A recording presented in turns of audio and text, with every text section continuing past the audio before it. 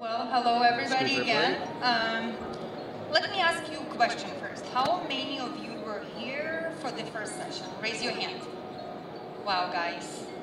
That's so great. I mean, majority of you are here, so I really appreciate your time, and I'm sure this first session was great, and this will be a very special treat for you. So for those of you that were not here for the first session, I would like to introduce myself. My name is Litchfield, and I was bitten by a Bitcoin bug in 2013. And since then, you know, I've fallen into the rabbit hole, and off I follow the rabbit. So anyhow, today I would like to introduce you to Balina. He's an influential blockchain and cryptocurrency investor, advisor, and evangelist. He's founder and general partner of 100x Advisors. Before turning to crypto, Ian worked at IBM. He was recognized as top employee and was member of IBM 100% Club. He's a serial entrepreneur, he's an author, and celebrated speaker. He loves traveling, he loves writing, he loves making videos, and he believes in education through open source. So please welcome Ian. Guys, if you have a question, please raise your hand because Ian would love your input and your questions. Thank you. Thank you. All right. Wow. Hyderabad, India. So excited to be here. Who's heard of me before? Quick show of hands. All right, most people. Who hasn't heard of me before? A few people, okay. Who's heard the term token metrics? Show of hands. Who hasn't heard the term token metrics? Oh, a good number, wow. How are you guys investing in ICOs then? Who's ever come across a spreadsheet with ICO data? Okay. Well, do you guys know where that spreadsheet came from? Me? Well, I've been called the godfather of ICOs because I believe in open source education. So about 1 year ago, I began publicly sharing my ICO research and data via a spreadsheet. And I call this token metrics, basically using data and analytics to analyze ICOs and figure out which ones are truly undervalued and which ones make for a great investment. And I would publicly share this with the whole world. And after a while, we basically began to build this token metrics community. Now we have so many other ICO analysts that have come within my own community. People like Oh Hey Maddie and Diddy and some other people, right? So all these other ICO analysts now, so I've created this open source community of just sharing knowledge in ICO investing. And hopefully helping people make lots and lots of money with ICOs. I'm also an advisor to Nucleus Vision. Who here owns tokens in Nucleus Vision? Okay, good number here, good number here. All right, so I'll try to make this presentation as valuable as possible. I'll walk you through a data-driven approach to ICO investing, and I'll even walk you through my spreadsheet and explain everything. Because we have an hour and a half, so we'll try to get to the bottom of everything, and hopefully give you guys nuggets that help you make money, not financial advice. All right. As usual, for those who follow me know I'm known for giving lots and lots of disclaimers. One thing to note, I'm just merely sharing my personal opinion. Definitely do your own research, consult a legal and financial advisor before investing in ICOs. ICO investing is very risky. Some are deemed securities depending on your jurisdiction. And definitely make your own research, right? Because you can lose all your money. There are ICO scams out there.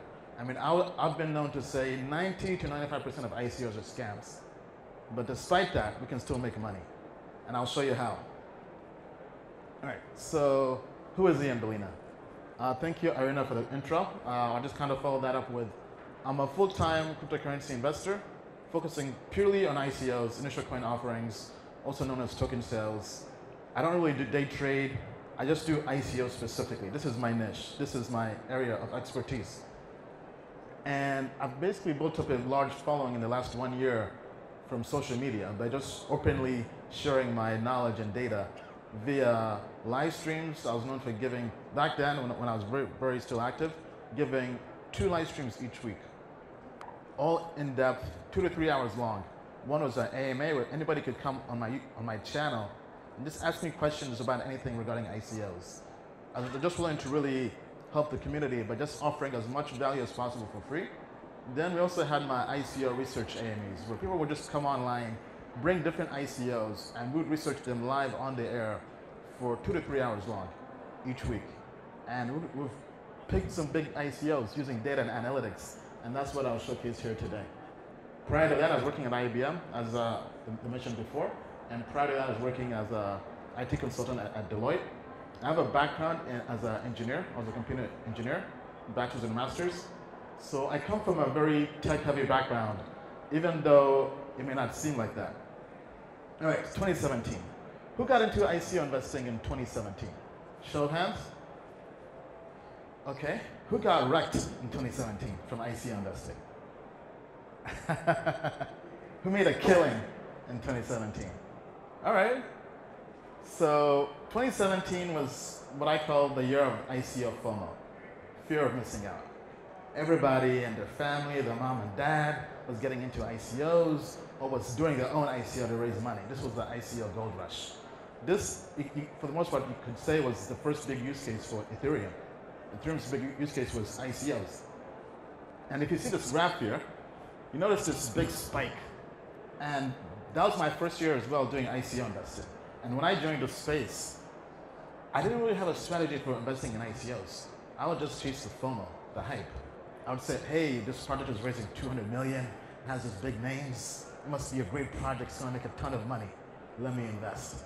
So can you guys see this? If not, I'll just read the names off. So these are the top 10 ICOs at this point in time in terms of how much money they have raised. So number one was Filecoin, raised $257 million. Number two, Tezos, EOS, Paragon, Bancor, Kik, Status, 10x, MobileGo, and Kyber Network. So 10 ICOs that raised over $48 million. And back then, when I discovered ICO investing was really one of the most profitable avenues of cryptocurrency investing, I was investing in any ICO that could walk, because I thought this was my ticket to becoming a millionaire. And it was, but I had the wrong strategy, I had the wrong mindset. So out of these 10 ICOs that raised this much money, I invested in 8 out of the 10. And do you know which one at that point in time ended up being the most profitable one? The one that raised the least amount of money, Kyber at that time. Now it's changed because EOS has launched their mainnet. But back then, the whole premise of investing in the big names, the hyped ICOs, didn't really stand the test of measure. So I noticed and told myself, what's going on? And then the sea was getting more saturated. More ICOs were coming out. This was a tweet showcasing the amount of ICOs coming out every single day. So almost any given day now, there are 40 to 50 ICOs, maybe even more now, coming out, raising money, wanting your money, wanting your hard-earned money. I don't know about you guys, but do you have time to read 40 to 50 white papers every single day? Who has that time? Show of hands? Okay, one person, only Sam has that time. I don't know about you, but I don't have time to read 40 to 50 white papers every single day. And I'm a full-time ICO investor. What if you're a part-time investor? What if you have a family, a kids, a day job, you just do this on the side? Nobody has that time. So there has to be a more efficient way to do this. And that's what I told myself, you know what, there has to be a better way of investing in ICOs. And that's when Tokemetrics was born. So I was a big fan of the book and the movie Moneyball. Who's watched the movie or the book Moneyball? Okay, good number here. So for those who don't know, they basically created this field called sabermetrics. And this was created by a baseball team, which is similar to cricket over here, right? Basically a team that had no money, a very undervalued Oakland A's. And they had to compete against the large teams with the New York Yankees that had all the money in the world. They could buy the best players and pay whatever amount it takes to have them, right? So think of this as being, if you watch football, Barcelona or Real Madrid or Man U, and you're this very low level team.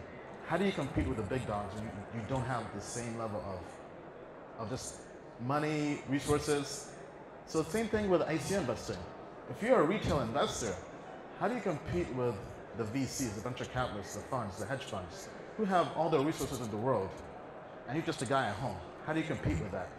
So I took that same premise because I love working with data and analytics.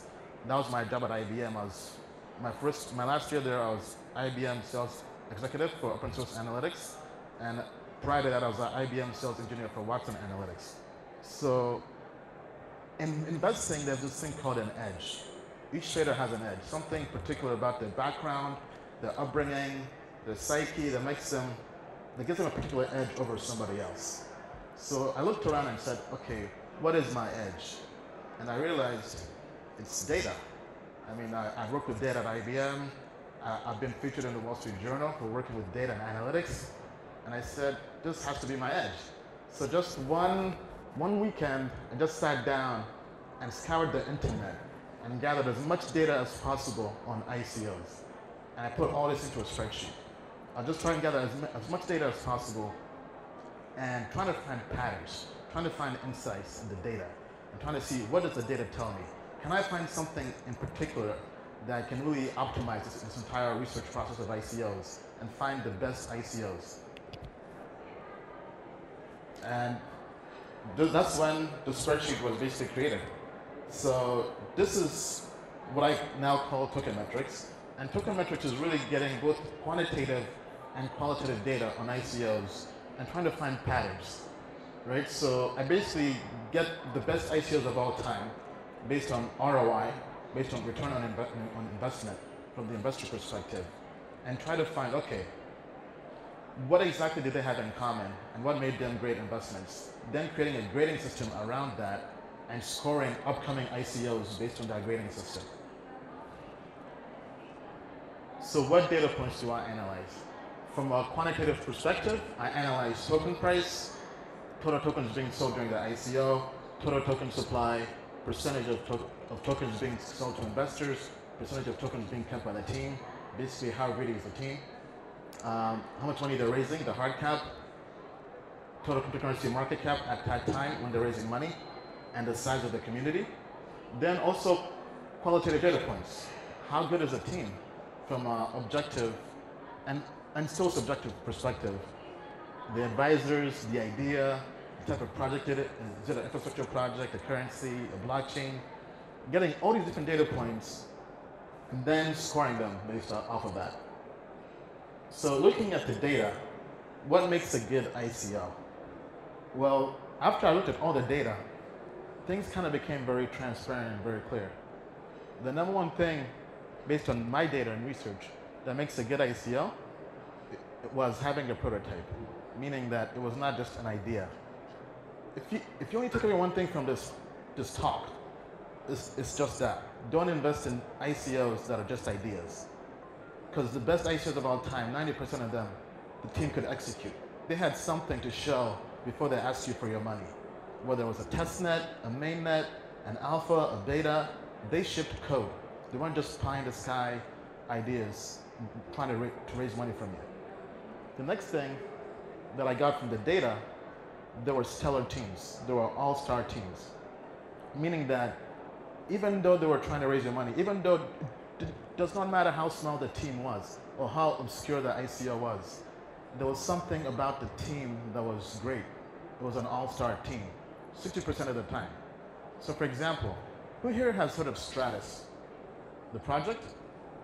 They had an ICO in summer 2016. Very under the radar ICO. Only raised about $600,000. That's how under the radar it was. Stratus at the peak during the bull run in December reached over a $1 billion market cap. If you were doing homework on Stratus, you could tell it was a good project looking at the token metrics because they had an all-star team. Stratus, for example, even though it was a very small project, had a Bitcoin core developer, which to me is an all-star.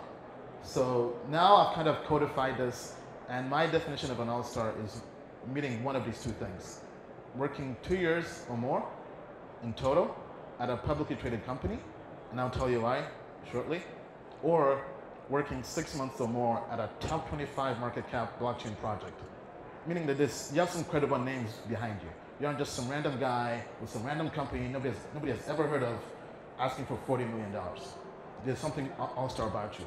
Either you're engineers at Facebook, at Google, Amazon, whatever, or you're a Bitcoin core developer, Ethereum core developer, right? So to me, these things matter, right? So one example, who's heard of Centra coin, right? Anybody know what happened with them this year? What'd you say? They're a scam, right? The SEC, the Securities and Exchange Commission, called them a scam. Well, guess what? We reviewed Centra coin on my live stream AMA the first time they came out. And we called them a scam right there and then. And why is that? Because we were doing research on them live and we were looking into the team. And the first thing I looked for is an all-star team. And I was going through their CFO, her LinkedIn. And I noticed, okay, this woman is about my age, late 20s, but she had on there that she was a CFO at a publicly traded company. And one thing I know about the enterprise world is most CFOs are old. They're about to retire. They're in their late 40s, late 50s. As somebody who's worked at IBM, at Deloitte, I just know that the average CFO at a publicly traded company is not in their late 20s. So to me, I noticed something was very suspicious. And the good thing about publicly traded companies, this data is public. So I pulled up the financial reports. You can just Google this, just put in 10K report for this company. And they're all signed by the CFO. And the year she claimed to work there, her name was nowhere to be found. The first year I was like, okay, let me go back to last year's report. Her name is not there. I went back 4 years and no year was her name there. For the company she claimed to be a CFO for, her name was not on the data, on the annual reports that this company had to publicly file. That's when I knew that either one, they're lying, meaning they're a scam, or two, they're grossly incompetent and just putting wrong stuff. But either way, to me, that was a red flag. And I just said, there's no way I'm going to touch this project. This is a scam. And just by doing that, we're able to avoid a big L, a big loss. For those who saw the chart, once they got arrested by or charged by the SEC, they just fell they fell off a cliff, the token price. So I feel, for me, having something tangible, like either working at a publicly traded company or a very credible blockchain project, will help you avoid most of the scams out there. Because 90 to 95% of projects are scams. But in my opinion, if you follow these particular tactics, you can filter out those scams and find the good projects. Right? So next thing, same thing with all-star advisors, then with the actual token metrics, the data, the quantitative data points like the hard cap, the total token supply.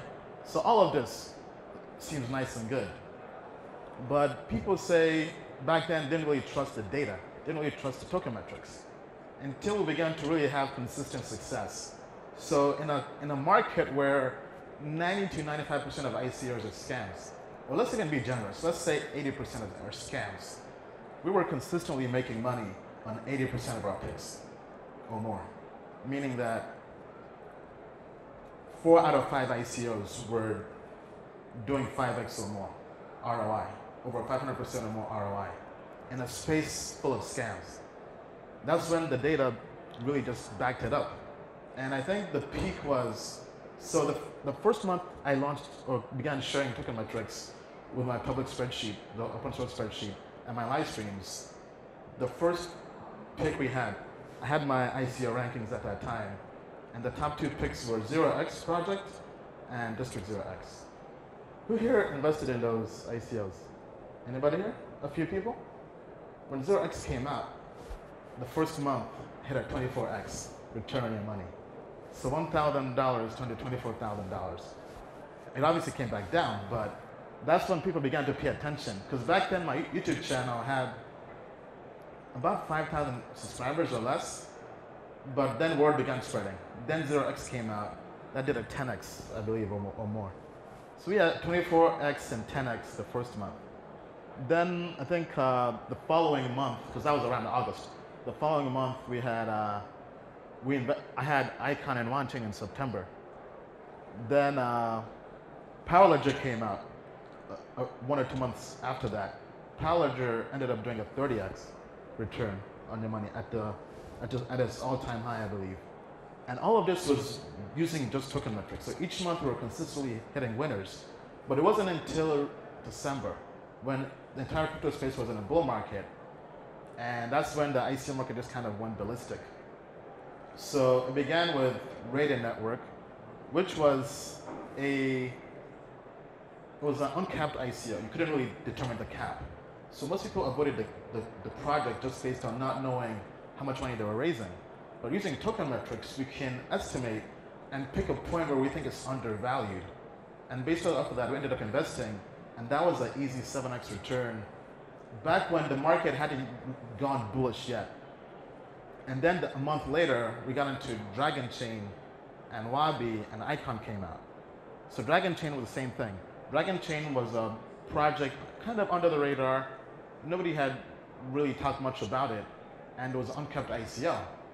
But just looking at the data, we were able to determine, okay, anything under $30 million, it's undervalued, and we plan to invest. And when Dragon Chain came out, it did a 50x return. And that was also pretty easy to determine as well, because they already had a mainnet. It was a smart contract blockchain platform, and they only ended up raising $15 million. And looking at the entire cryptocurrency landscape, at that time, smart contract blockchain platforms were valued at about $1 billion market cap or higher. So when you see a project only raising 15 million, already has a mainnet, and the market is valuing smart contract blockchain platforms over $1 billion, it doesn't take much to determine, okay, it's probably going to go somewhere close to $1 billion. So that was kind of the logic behind that, in addition to the token metrics. And then that same month, after getting a 50x return, we had back-to-back 100x ICOs. So we had ICON. Who here did ICON? ICON made so many millionaires. I mean, every time I meet somebody who says they're in the ICON ICO, it's kind of like you have this bond, because you just get it. Because ICON was a project, initially it wasn't really hyped, then the hype began to ramp up. But ICON made people so much money because, for example, me personally, I put in $20,000 in ICON, and at the all-time high, it went to $2 million. And within 4 months. So this is why I love ICO investing, is because the returns are so huge and so fast that it's really what I think is the biggest transfer of wealth available in this space. But the biggest ICO, at least my best ICO of all time, has been Wabi. And Wabi is my baby because it was really under the radar. Wabi came to us via my community. Somebody sent me an email, said, hey Ian, check out this ICO. It's in China, raising X amount of money, whatever. To show you how under the radar Wabi was, the person who sent me that ICO to look at has been banned from my community for scamming. I mean, so it was sent to us by a scammer. But we went through, did our homework and everything. And first thing I looked for, going back to the thing, was, is there a prototype? Wabi was basically using RFID tags, putting that on a blockchain to track baby food, things like that on the blockchain. And they had an application as well. So it wasn't just some idea, it was something tangible. And then the next thing was they had an all-star team. Right? They had two founders, Alex and Yaz, who are all-stars, right? So for me, I look for minimum 2 all-stars on a team before I invest, or before I continue doing more homework on the project, right? So they had worked from McKinsey and from Bain Capital. Not quite publicly traded companies, but that's just, it's more about, are you top 5% in your field? So those are very well credible consulting companies. So to me, just having those 2 people on the team made that project credible. Then they also had somebody else who worked for a publicly traded company. And then at that time, they had 2 rounds. They had a pre-ICO and an ICO. In the pre-ICO, they were only raising $300,000. And in the ICO, they ended up raising 12 million or less. But we were part of Wabi pre-ICO. And Wabi was so under the radar. When I talked to the team, they had raised, I think, $50,000 to $100,000 at that time in the pre-ICO. After talking with the team, I invested, and Wabi was the first Ian Balina effect ICO. You just heard of the Ian Balina effect? A few people? People just coined that term, similar to the Oprah effect or the Tim Ferriss effect. Because now when I talk about when I talk about a good ICO, an All-Star ICO or Hall of Fame ICO, it just kind of goes viral, and the community just goes from like 500 to like 50,000 or 100,000, like with ICOs like here with Nucleus Vision. But anyway, Wabi was the first Ian Balina effect ICO because I had District 0x and 0x to show for that. So people now had began talking and the word had begun spreading. So after I invested in Wabi, they sold out their ICO in 2 days. They raised 200 grand in about 2 days. And you could say Wabi, 2/3 of Wabi pre-ICO was my community. People who followed me on YouTube early on. And Wabi at the peak did a 117x return on your money. So 1 grand turned to over $100,000. And 2/3 of that was my community. So it's kind of very interesting. Whenever I meet somebody who was in pre-ICO Wabi, we also have a special bond because they believed in me back when I wasn't that big, back when I was still a small fish. And I was just some dude doing live streams with a spreadsheet and just sharing this with the world. But anyway, Wabi was very interesting because Wabi is the type of ICO that most people slept on. All the best VCs in the world and hedge funds in the world did not get into Wabi. They didn't believe in it. So it was a very small niche of retail investors that got in and were able to get those returns. And as I travel the world, I have so many people to say, hey, Ian, how do I compete with all these funds getting into ICOs? How do you compete with them? And I say you have to find very small projects that are really undervalued, that most funds or investors or large-scale or full-time investors will pass on. So going back to the whole analogy of the Yankees and the Oakland A's, right? If you're trying to compete with Real Madrid or Barcelona, you have to find a different way of analyzing projects and find the undervalued projects that everybody is sleeping on. All right, so this is what my spreadsheet looks like now. Any questions on this? If not, I'm going to open up the spreadsheet and just walk you through a live ICO analysis. Any questions? Okay, let's take 3 questions. Here, let's give you a mic. Thank you so much, Ian. First of all, I've been a huge fan of yours. Thank you. I myself have a YouTube channel and I do follow your channel as well. And one of the titles of my video was Meet Ian Balina. So a lot of people actually get to watch.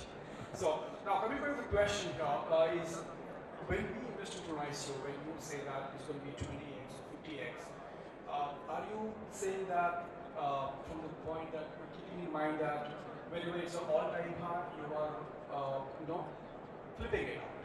Or are you saying from the point of view that it's going to be a long-term goal for the next 2 to 3 years? How do you calculate 20x? Do you calculate it in the long term or do you calculate it in the short term?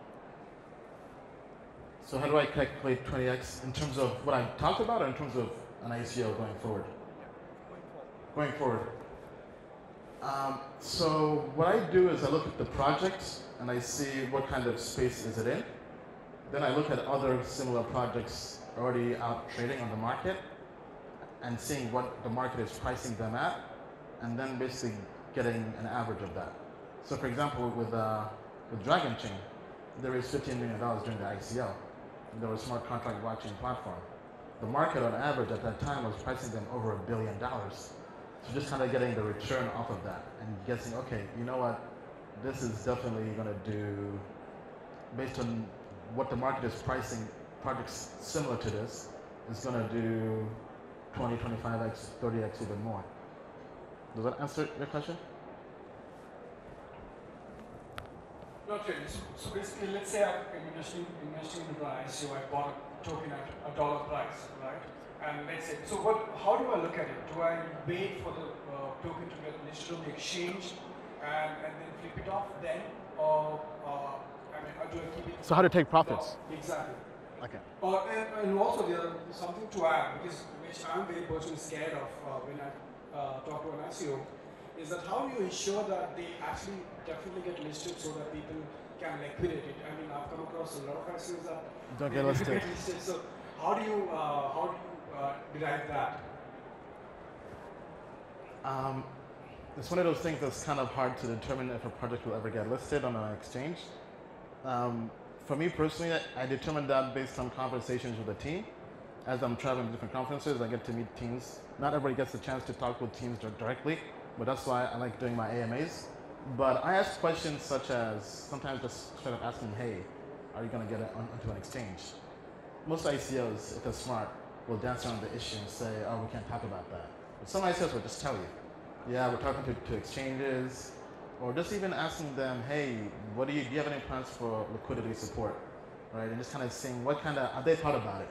If the answer they give you makes it appear like they haven't even thought about it, it's probably something you want to avoid. For example, I met a project that said, oh, we don't plan to talk to exchanges, we'll wait for them to come to us. That's definitely a warning sign, meaning that they probably aren't going to reach out to any exchanges and your tokens will be illiquid. Does that answer your question? Okay, let's take one more. Okay, thank you. Let's say we are a startup. Okay? We have a prototype, we have competent people in the team. If we want to go about doing an ICO, how are we supposed to go about it? Can you just give a few pointers? If you're a startup and you're thinking of doing an ICO, how would you go about it? What I just covered for the most part. Yes, we have those. Let's say we have. No, but the last two parts probably I don't understand too well. Low to medium market cap, less than $30 million. Okay, fair enough. So what do you mean by token price percentage? Maybe you can explain that. okay, probably good for me to segue to the spreadsheet. Okay.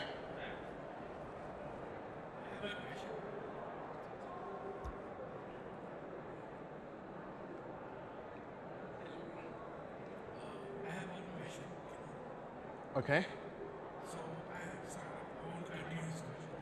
So in my startup, I don't have any, what to say, we're all in the ending. We want to build our own ISO, but our white paper is very strong. Sorry, can you speak louder?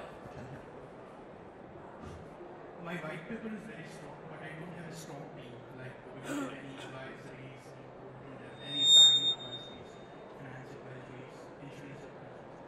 But the only strength is my team. So how should I say, like what are the selling points that you suggest for an initial startup ICO? So how do you sell an ICO if you don't have an all-star team or all-star advisors? Yes, that is the only criteria which is missing with our team. But I mean, white paper is very unfortunately, I would suggest you don't sell the ICO. okay, that means I mean, unless you get a better team. I mean, so I'll tell you why I believe in all-star teams. You kind of have two camps of investing. People who invest in the idea and people who invest in teams. So yeah, my premise is I would rather invest in an all-star team working on a crappy idea because they can either make the idea great or they can pivot to a better idea. But you can have the best idea in the world, but if the team sucks, you know, pardon my French, if the team sucks, you know, it's not really gonna do anything. Best example is with Uber, right? Because in the startup world, it's about execution. And to execute, my thesis is you have to be an all-star team. Because Uber was not the first on-demand taxi app out there. They weren't the first one. There were so many others before them. But Uber was the one that had the best execution. And they did things differently because it wasn't the idea that mattered. It was the team working on the idea. Does that make sense? Yes. Diana, quick question. How do you decide to exit IC? Okay, good question. So how do I take profits? This is different for everybody. Me personally, it's about minimizing losses. So I look to take out my initial investment after a 3x return. So an example, if I put in $1,000 into an ICO and the price goes from 10 cents to 30 cents, right? I then take out I sell my initial investment, the $1,000, and I reinvest that into a new ICO. Then I keep the profits for the long term. Because now I can be more patient, because worst case, I don't lose any money, right? So then after that, I just take profits typically whenever I need to invest in new ICOs, so which is usually once a month. And then I try to target it around, let's say every 5x, 10x, basically every 5x, sell 20%, right? So after 5x, I would sell 20%. When you get to 10x, sell 20%, 15x, sell 20%. Right? So I mean, it's not set in stone. Sometimes it's also based on when do you need money, or when don't you need money, right? So I take all this into account. So it's not really kind of set in stone. But if I had to codify it, for me, I would say I sell my initial investment after 3x, then take profits, selling about 20% every 5x after that as well. Okay, all right, guys, let me get to the spreadsheet. I want to get to this, so just give me 1 minute here. Then we'll get back to questions after this.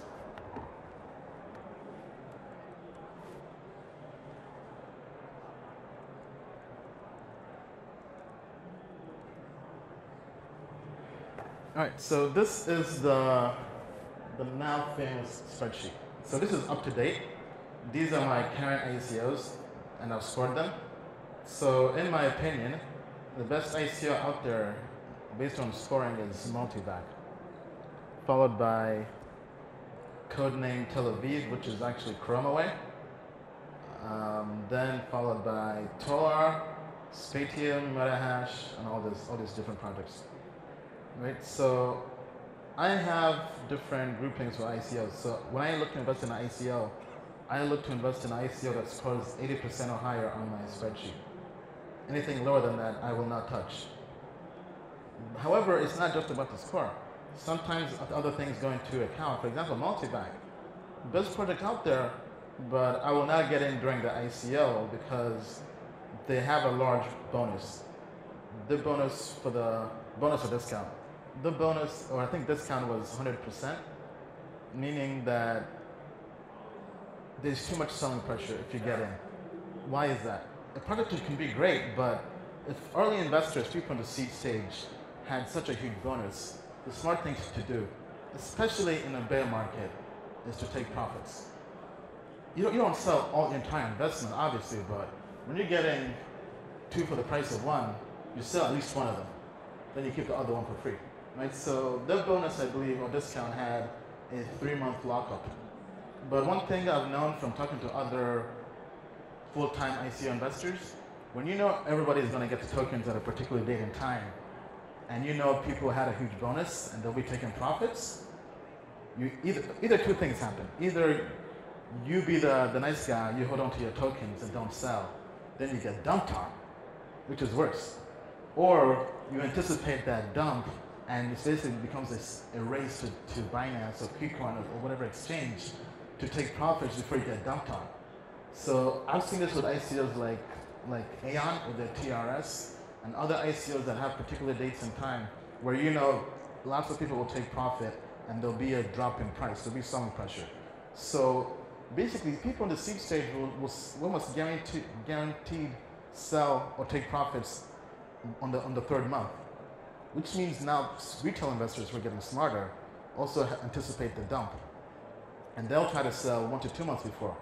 So you basically have 1 or 2 months of just pure selling pressure from people anticipating being dumped on by people in the seed stage. So because of that, I personally don't think it's wise to get in during the ICO. I think there'll be an opportunity to get into that project near ICO price or even below ICO price.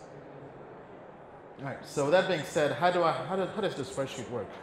So let me walk you through all of that by going to the best ICOs of all time. This needs to be updated, but I have some ICOs here just to kind of show you how this would hypothetically work. So we go through and we just gather as many data points as possible on each ICO. And we gather how much they raised at that time. Then we have to adjust the market cap or the hard cap the ICO had to the current market cap of how much that would be valued today. So for example, going to Stratus.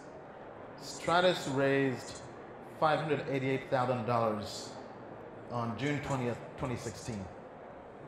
If they had the ICO in today's market, that would be the equivalent of raising, where is that? Sorry. The equivalent of raising about 12.5 million, because the entire crypto market has grown since then.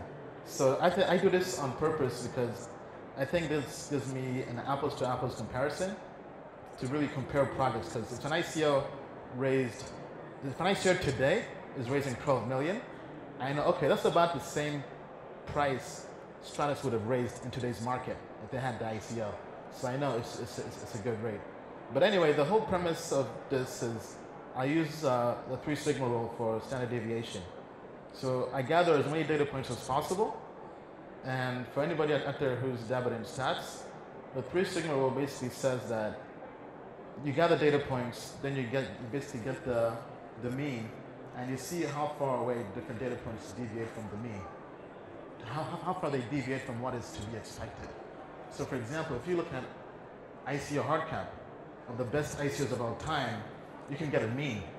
Then you can also see how far they deviate from that. So the theory works like this. 68% of your data will be 1 deviation within the mean.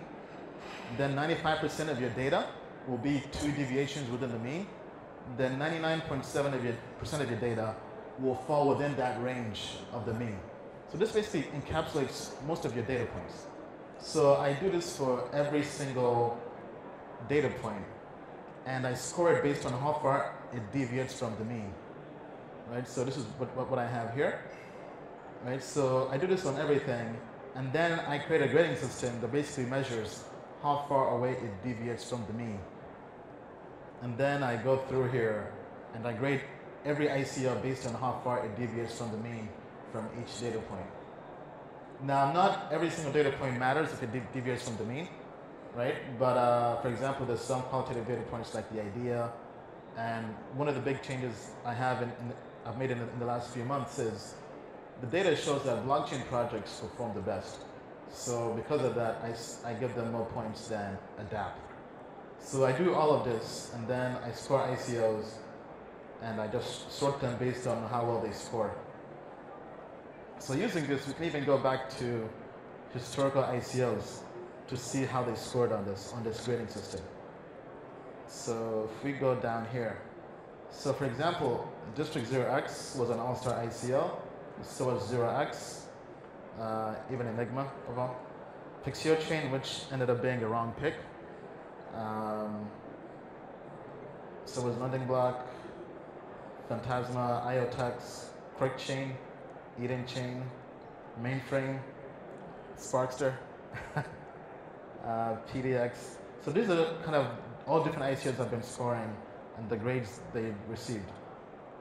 So in a gist, that's how this spreadsheet works. Any questions? Okay, let's him then him. What? The market cap at the raise, or is that fully diluted? At the raise. So the date the ICO ended. So for example, like Stratus, the hard cap. But as percentage, would you take into account like the take 30% or? Sorry, can we get it? We'll get to you, sir. Hello? So what?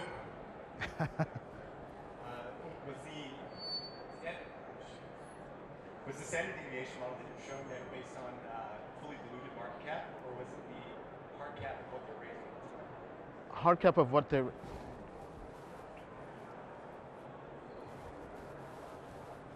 Hard cap of what they raised at that date and time. So let me go back here.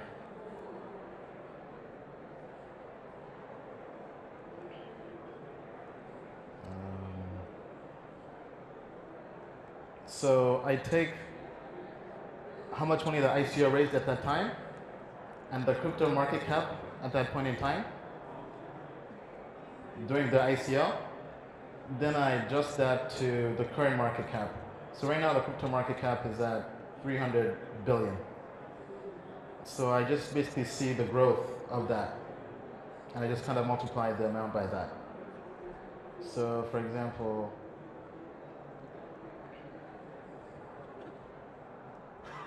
so it's just dividing the two and multiplying. Does that answer your question? No? Take into account the inflation. I mean, this is the inflation, right? So the market cap during the ICO, in terms of the token price, Like fully diluted market cap, so you go from 20% sold to 100% released after 5 years. no, that does not take that into account. But probably would be good to look into that, but I've not done that. Hi, we are fundraising the channel. So, according to our observation from January to now, the money raising in ICO is going less and less. It seems investors' morale is going down. But on the other hand, agencies and institutions are competing against common investors for allocation. So, my question is, do you think the future ICO more belongs to agency and institutions or individual and common investor? Thank you. So is the future of ICOs to VCs or funds or individual investors is the question? Yes, yes. I mean, now the space is going more towards private investors, unfortunately. But I don't think it's something healthy for the community. I think eventually it's going to switch because now the ICOs I've been speaking with have been switching and raising primarily from private investors, mainly for regulation, right? Trying to attract only accredited investors and trying to avoid dealing with the SEC or whatever bodies are out there for different jurisdictions. And I think it's not healthy for the space because one thing is, it's not healthy in terms of building a community. So I've seen lots of ICOs take money from just purely funds, but then they have no community. And I think this will start to become an epidemic as it is now. And then I think the space will pivot back to being community focused.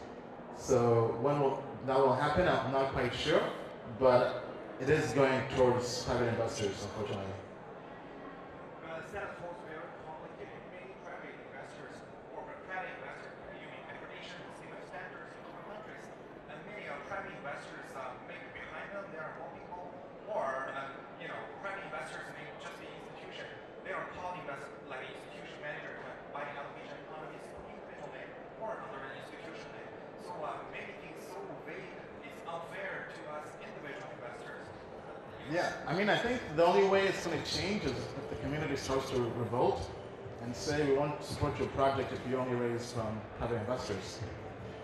I saw some people start to revolt with Origo ICO, for those who have been following it, the Telegram group, where they basically were trying to have the community do the marketing for them by jumping through so many hoops that the community just said, forget you guys, right? So I think that is probably going to start to happen more and more as the average investor who's always getting shafted basically feels the ICOs don't respect them anymore and only raise from private investors, and then try to have the retail investor who are just struggling for breadcrumbs to get into a whitelist, right? And now they're starting to get pissed off and starting to revolt. So I think as that happens more and more, projects will start to adapt again and start respecting the individual investor and trying to offer more value to them. One final supplementary question. Everybody deserves a chance to participate. So, okay, the people who need to get rich the most are just the one underqualified, not accredited. So, how can they get a chance further on? I mean, how can you get a chance to invest in every ICO?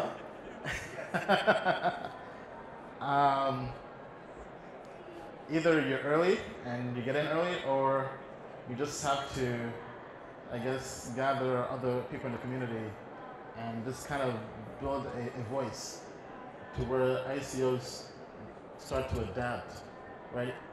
Kind of like what Origo did. I think that was actually healthy for the space. The community getting together and revolting. And now ICOs can't take you guys for granted. I think that's really the only way. All right, next question. Can you please pass the mic? Spreadsheet, you had Dollar right up there amongst the top 4, but you didn't plan to invest in it. Why is that? No, so good question. I feel like the spreadsheet just helps me narrow down, going back to the whole premise of if you have 40 or 50 ICOs each day, it helps me filter out the BS and find a handful of ICOs to do deeper due diligence on. Then, based on that research, I decide which one to invest in. So just because the project is an all-star does not guarantee that I will invest.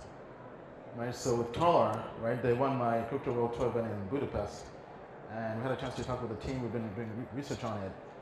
But our tech team basically did a deep dive with them and the technology and said, they don't think this is feasible because based on what they're claiming, they don't think they'll achieve the speeds they're saying they'll achieve once they launch their mainnet.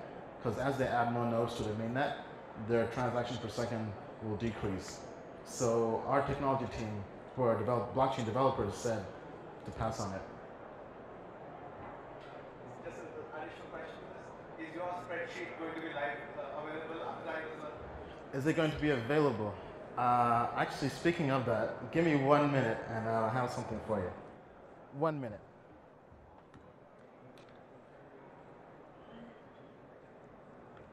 I've not shown this anywhere yet. This is a surprise just for you guys being here. So for those who've been following me for a while know that the spreadsheet was taken down. And the reason I took down the spreadsheet was it had become too influential. At the peak, it was getting over 1 million views each month. And it kind of came to a point where it didn't really make much sense because the idea was to get into ICOs early. And, okay, yeah, wait, hold on. The idea was to get into ICOs early.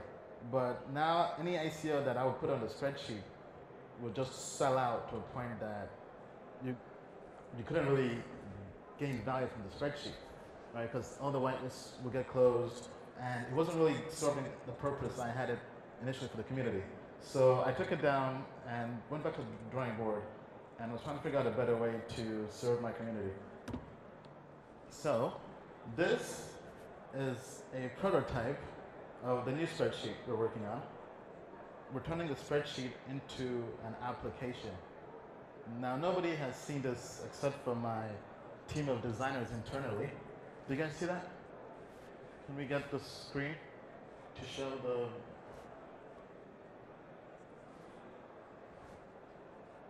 Why is this not showing? Anyway, people in the back, can you guys see this? Okay, I don't know why that's not showing anything. But anyway, this is the prototype of an app we're working on. And it's going to be fully tokenized on the blockchain. Right, so this is pretty much the same stuff in the spreadsheet, but available as an application. So let me see, the view's kind of bad. Let me zoom in here for you guys. Okay, this is not zooming in. But anyway, the idea is you have different ICOs, and we can go through and you click on an ICO, it'll give you a summary, the rating of the ICO, a quick blurb on each section, right?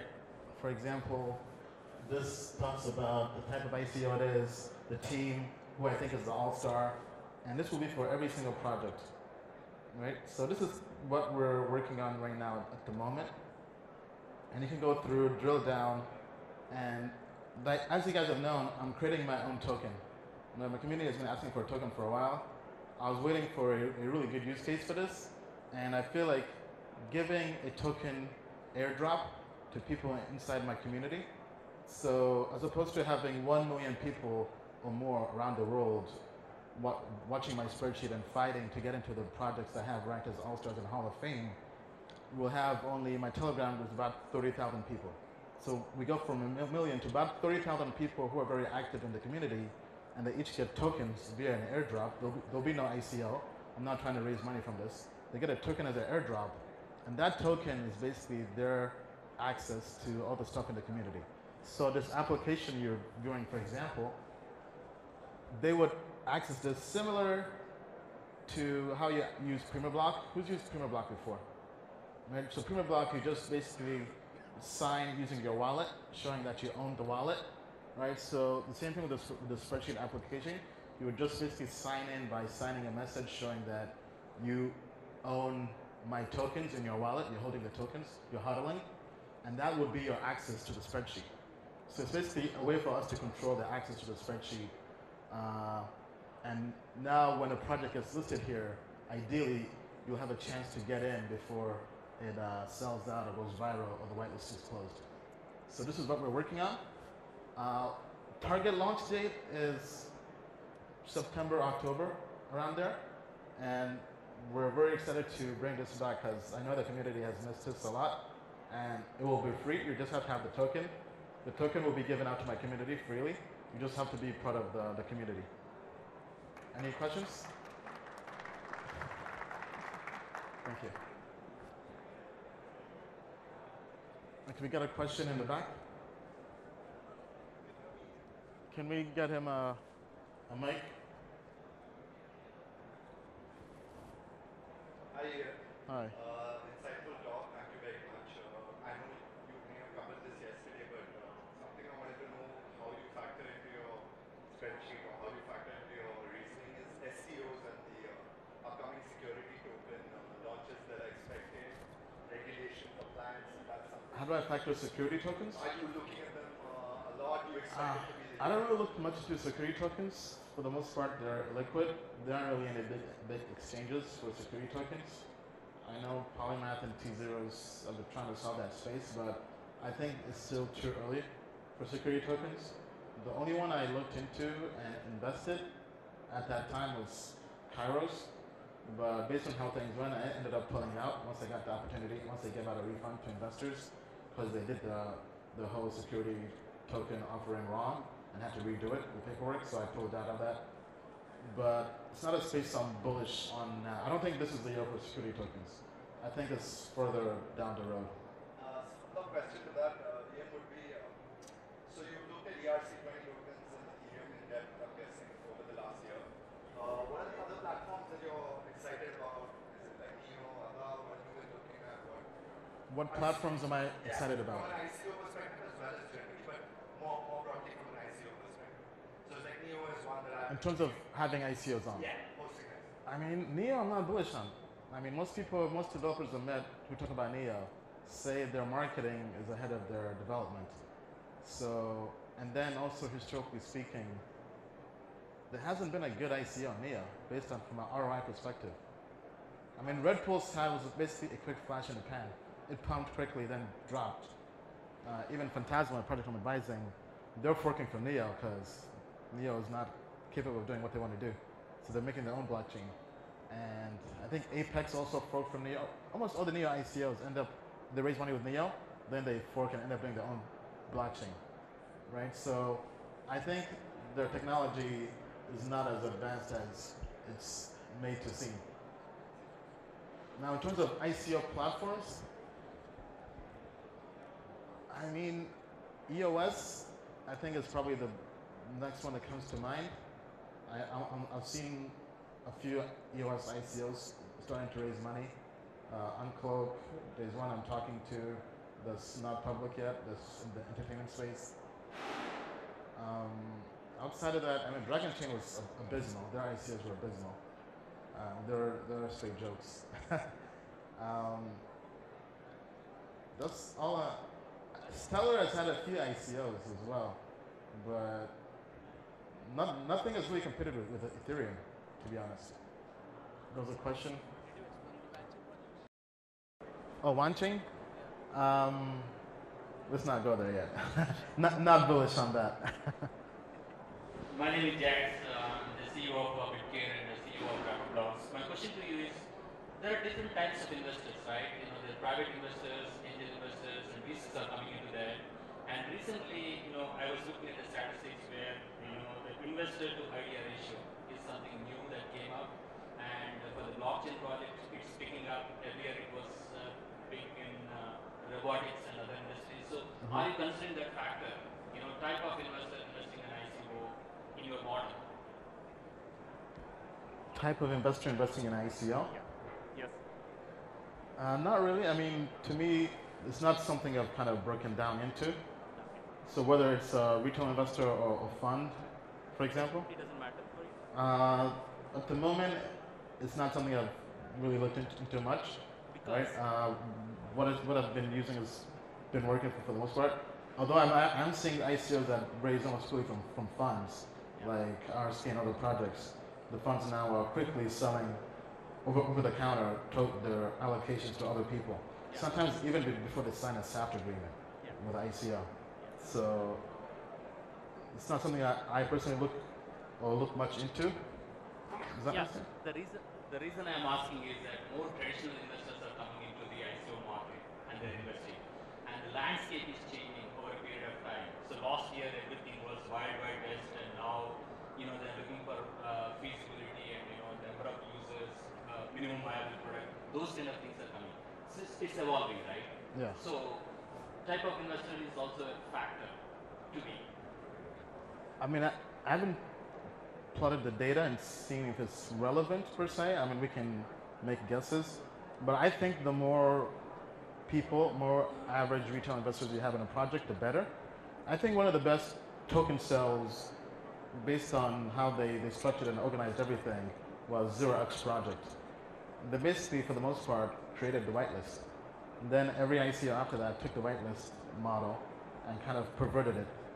But I felt like how equally distributed 0x was good for their ecosystem. And I think more ICOs should just try to follow that model without trying to change it up or add the spin to it. How are we doing on time? About 12 minutes. One quick question. Yeah. Have you ever gone wrong on ICO picking? Oh yes, all the time. I'm not perfect. But I mean, it's not about being wrong. It's about being right more than you are wrong. So for example, I've been to lots of conferences where somebody says, hey Ian, I've never lost money on an ICO. You know, I'm doing well, blah, blah, blah, kind of trying to show it in my face, which is fine, understandable, right? But I asked him, okay, you've never lost money on an ICO, but what's your largest ICO from an ROI perspective? And it was like a 5x. I said, okay, I mean, what about this other way of looking at things? What if you lose some money on some ICOs, but what if you could say that not even your 5th best ICO did a 5x, it was a 10x. So kind of basically, it's kind of like in baseball or cricket, right? It's not about your batting percentage, it's about home runs and runs batted in, RBIs. I mean, sure, you may strike out more often, but if you're getting more RBIs, more runs, or scoring more, does that make sense?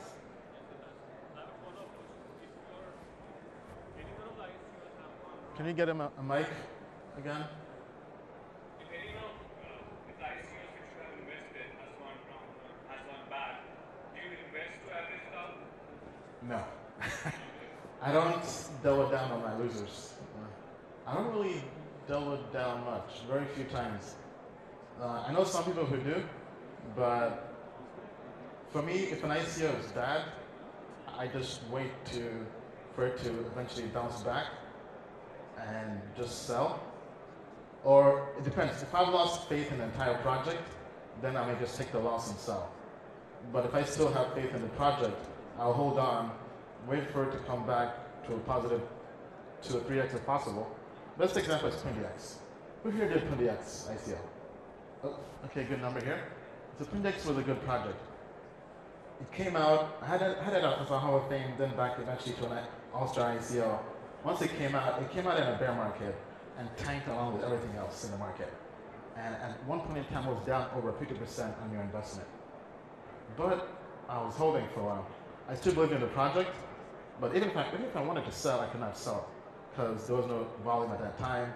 But I also looked around at all the other projects and said, is the issue PundiX or is the issue the market?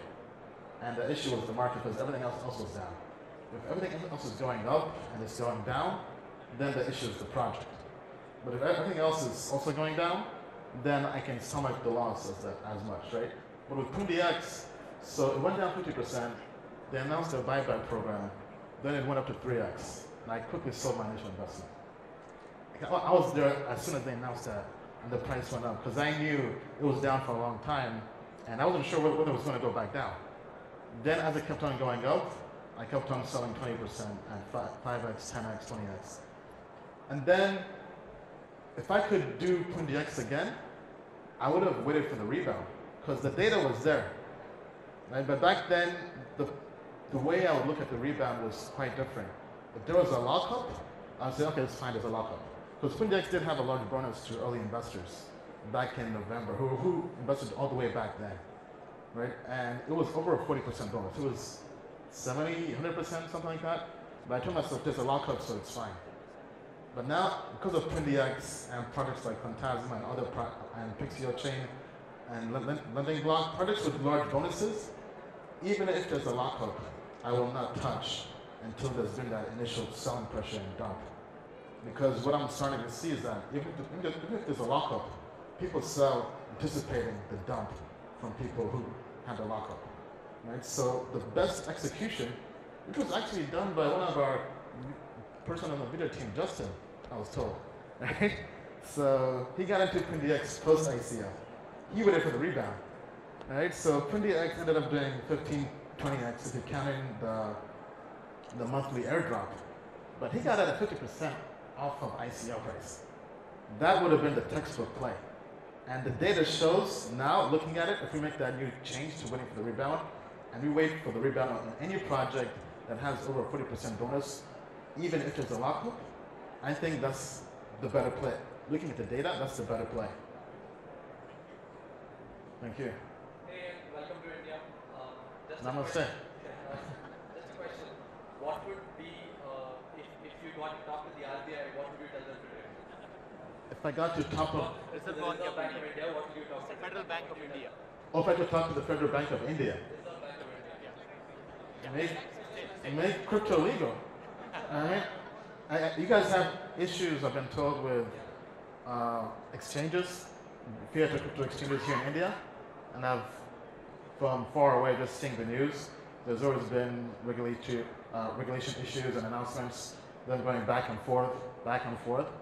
I'll say, come on, this is the future, you know, get it together, we're going to the moon, don't slow down this rocket ship. I mean, make it legal. I mean, like, this is a fully, I mean, the rocket ship has left the station, and it's not going to come back. So either you get on board, or you get left behind. Yeah. I was wondering what are the Indian. Hey, yeah. Right. Namaste. Namaste. What are the Indian projects you're excited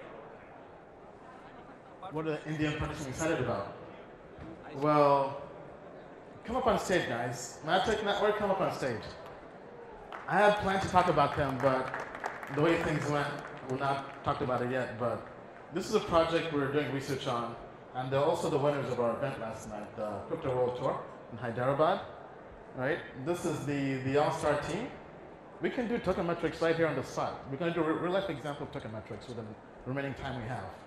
Right? So first thing, so imagine you have 40, 50 white papers. You can't go through all of them. How do you optimize very efficiently? Right? So you basically have a checklist.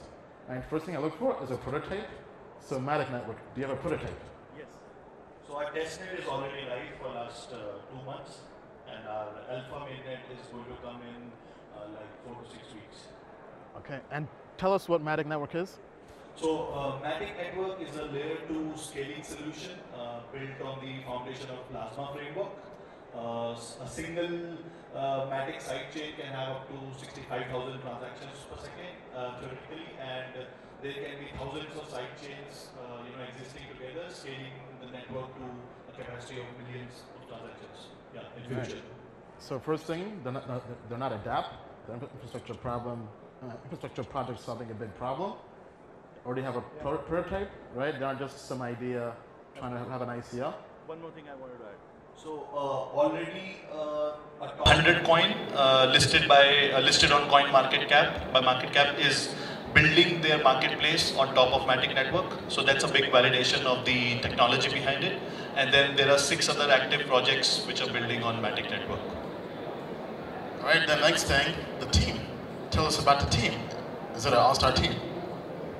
So our CEO, Jayanti, he's a contributor to Web3, he's a contributor to the Plasma, and he has also contributed to a lot of dev tools like something like Solidity Trace.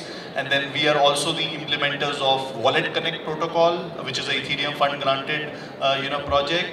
And then many of you, if there are developers in the group, you must have used ETH-Dagger, which is used to sync the events from the Ethereum smart contract. So that also we have developed. So Jayanti is an ex-data scientist with Housing.com, which is a SoftBank-backed, which was a SoftBank-backed startup in India. I am an ex-CTO for Wellspun Group for their e-commerce division, and then I am also an ex-Deloitte, and I also come from a top B school in India. Anurag here, he's worked with Iris as a product manager, as AVP, which is a stock market traded company. And he's a serial entrepreneur. He has had a very good exit with his previous startup called Dexter Consulting. And then he was, before that, he was with Cognizant Technology Solutions, which is like one of the topmost IT services company in the world. So as an investor, all I heard was Cognizant and Deloitte. So, I mean, everything else was good, but I'm just saying I just kind of put through everything to get to the meat. Any other companies you guys have worked with? You want to? JP also work with Persistent Systems, which is also one of the top, like they must be in top 20 in the IT services companies before, like at the start of his career. But he's an Ethereum contributor. That's what I wanted to emphasize. Ethereum core contributor. Okay, so Ethereum core contributor, Cognizant and Deloitte. All-star team. Do your own research, though, not financial advice. And then, I mean, like that's kind of the gist of it. What are the token metrics? How much are you raising? All that stuff.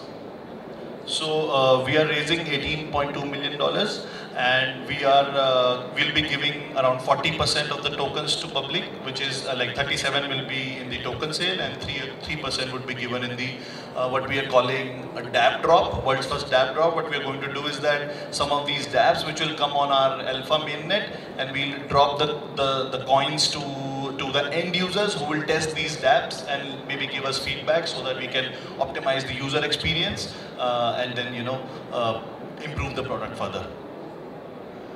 All right, thank you. So this is the big project we discovered here in Hyderabad, right? And they're about to become one of the hottest projects of the month, I think. We're still doing homework on them, so not fully confirmed, but so far so good. Thank you, guys.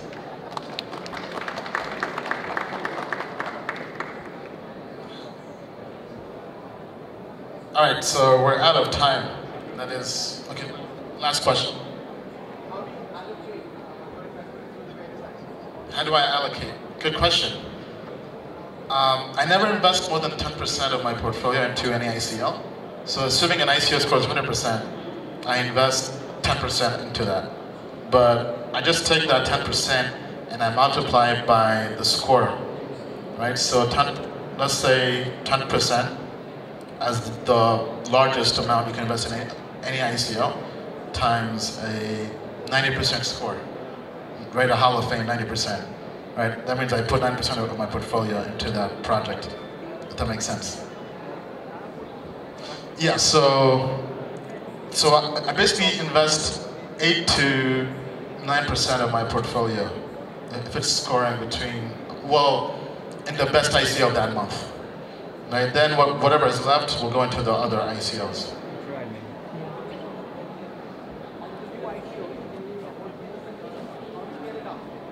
How do I trade it up? How do I trail down? Okay, so let's say ICO scores 85%, like 85%, right? So if largest I'll invest is 10%, I just multiply, and it's not a perfect ICO, right? It's 85%. So I just multiply 85% of that.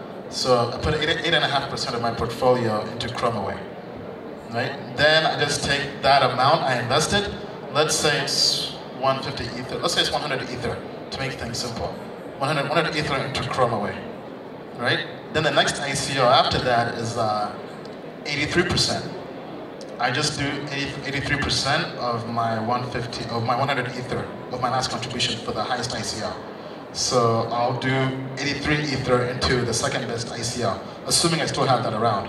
I may have to go and sell some Ether from some underperforming ICO or take profits on the good ICOs right? But I just keep on going down like that. But anyway, India, Hyderabad, thank you so much. I appreciate the support. Namaste. To the moon and beyond.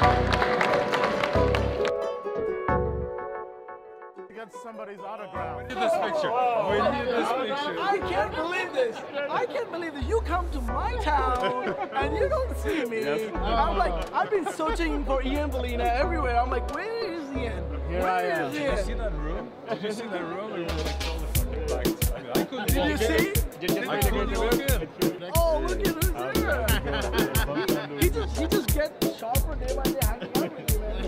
That's my role model. That's how we go.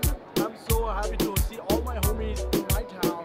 Ian, you know everybody lives here in India, and so it was my goal to get Ian Balina to come to India. Alright guys, we're here in Hyderabad, India, and we got the powerful team. They call us the power team. Hey. We're fine. Yeah, love it.